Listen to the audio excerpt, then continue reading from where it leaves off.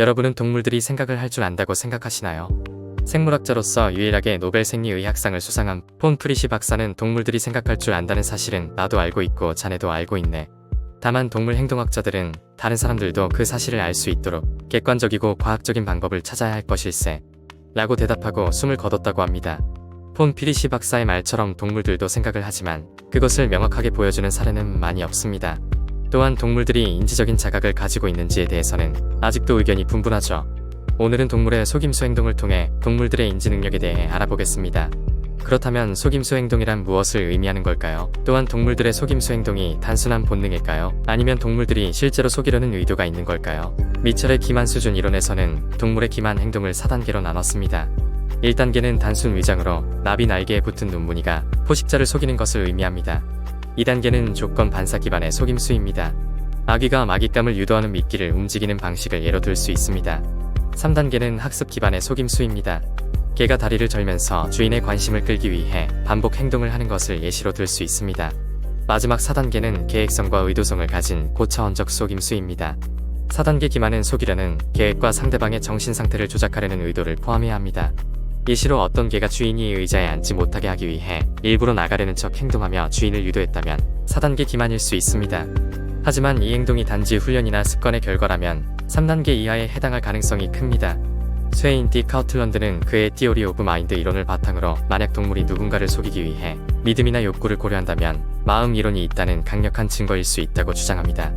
4단계 기만을 동물이 수단을 사용해 상대의 정신 상태를 형성하고 그것을 통해 원하는 결과를 얻는 구조로 해석했을 때 동일한 수단을 다양한 방식으로 사용하는 일반화 가능성과 수단 자체의 인과적 속성을 인식하고 특정 행동과 분리하여 사용하는 구분 가능성이 필요합니다. 즉, 동일한 행동이 아닌 변화하는 방식으로 수단을 사용하고 목표와 상황에 맞춰 전략적으로 조작하는 증거가 필요한 것이죠. 이러한 4단계 수준의 속임수를 쓸 수 있다는 것은 즉, 동물이 주어진 상황을 자기에게 유리하게 만들기 위해 적절한 속임수를 쓸 수 있다는 것은 비교적 높은 수준의 사고력을 지니고 있음을 의미할 수 있습니다. 물대새의 속임수 행동에 대한 흥미로운 연구가 존재합니다. 물대새 어미는 여우와 같은 포식동물이 나타났을 때 우선 몸을 낮추고 숨는 반응을 보입니다. 그러다가 들켰다고 판단하면 호련 둥지에서 50여 미터 정도 날아가 날개가 부러져 잘 날지 못한다는 흉내를 내기 시작합니다.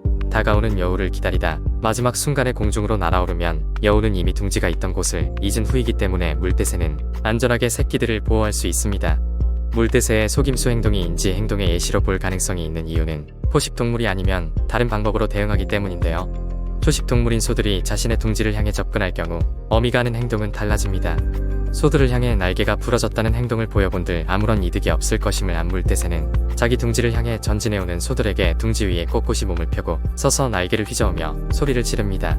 이를 발견한 소들은 결국 둥지를 밟지 않고 비켜갑니다.